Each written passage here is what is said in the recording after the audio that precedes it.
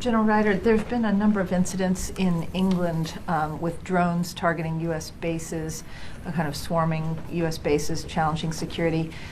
Do you believe they have hostile intent? Do you believe they were sent by a foreign adversary? What is happening what can you tell us about these drones? What I would tell you, Jennifer, is that they are being actively monitored. Installation leaders have determined so far that none of these incursions impact the base residents, the facilities, or the assets that we have on those bases. We're, of course, continuing to work with host nation authorities and our mission partners to ensure the safety of our personnel, our facilities, and the equipment. The bottom line is it's something that we're going to take seriously. We're continuing to look into it, but as of right now has not had any significant mission impact. Why not shoot them down? Well, I won't get into force protection measures. We, of course, always maintain the right to defend ourselves if we deem something to be a threat. But again, we'll continue to work with the local host nation authorities there. Do you think it's linked to the drones that were sighted at 3 or 4 different locations back in December of last year that we reported on recently on the state side? Yeah, I don't want to speculate and draw unnecessary connections. Again, this is something that we'll look into. As you know, small UASs, drones, have become something that's, relatively common now across the landscape. It's something that the department has been looking closely at in terms of how it applies to our facilities, our personnel, whether it's in combat zones or outside of combat zones. But in terms of these particular incidents in the UK versus the ones in the States, again, I don't want to speculate that there's any connection. They don't appear to be those of hobbyists. Is that correct? Again, it would be, premature to draw any conclusions. We've got to see what these are. I mean, it's entirely possible that it could be hobbyists or something else. We just got to look into it. So. Can you say on the record yet what the intent of any of these drones were? Is it to collect data or signals? Are they conducting surveillance? Yeah, I mean, I don't want to drone on here, but the bottom line is, again, still assessing what these are and, just don't have anything further to pass along. I'd refer you to U.S. Air Forces in Europe, which I'm sure you're in contact with, just to keep in touch on the latest on that. Can you share anything yet about how you guys are detecting or countering them? Again, I don't want to get into the specifics in terms of tactics, techniques, and procedures as it relates to force protection. Certainly, we have a variety of means at our disposal, and we will protect our personnel and our facilities. But, again, just to kind of put this into context, even here in the United States, right, if there are drones that are being flown by hobbyists, or some other entity.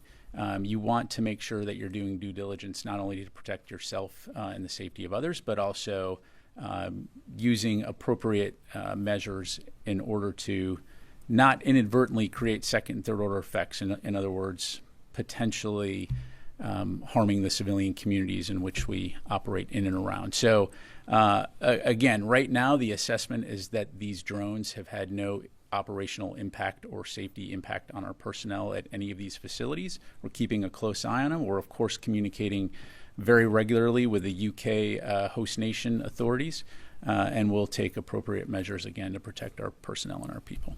Sure. Just a quick follow-up. Have there been any drone incidents domestically since October?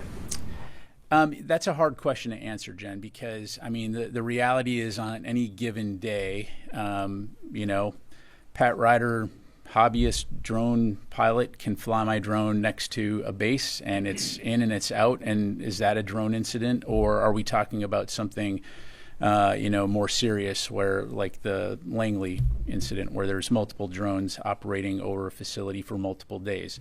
So, again, I don't have any statistics in front of me, but just the reality is that these small aircraft are now ubiquitous across the United States and the world. I have a very close relative of mine who's a drone pilot, and he flies his drone all over and does amateur photography, and what if that drone gets blown or carried by the wind too close to a facility, or, they don't understand the FAA rules, et cetera, et cetera. So this is something that the department, the FAA, and others are looking at in this modern era of small aircraft. How do we make sure that we're responsibly protecting our assets while at the same time not assuming every single aircraft is going to be a threat? So thank you, Charlie. Welcome back. I hate to go on about it too. However, Please do drone on. I have to drone on. This is the third time in 2 weeks. They appear to be coordinated, persistent operations, not the work of a hobbyist. There are reports out of Britain that 60 military personnel have been deployed, 60 British personnel have been deployed. Does this come down to the MOD? Is it down to the Home Office? I mean, there are other ways of taking down drones without shooting them down. Yeah, and you're right. And again, I won't speak for the MOD. And as I highlighted, of course, the U.S.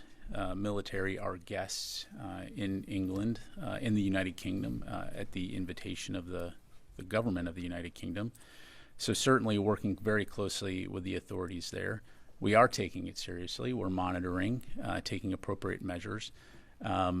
Again, I'm not going to get into the specific TTPs in terms of when and if we feel that we need to take something down. At this point, the assessment is that these do not pose any type of effect on our operations or safety of our personnel. So I don't have an answer. I'd have to refer you to USAFE, but I mean, it's not uncommon if we have small teams that go around the world that are specialists in various capabilities. So I don't have an answer to that question. But I mean, you've got RAF Mildenhall, RAF Lakenheath, RAF Feltwell. All those bases are in close proximity. Literally minutes away from each other. So, again, we'll continue to keep an eye on it. But as of right now, I would just, caution jumping to conclusions about what this is and who's doing it. And we'll just, continue to keep you updated.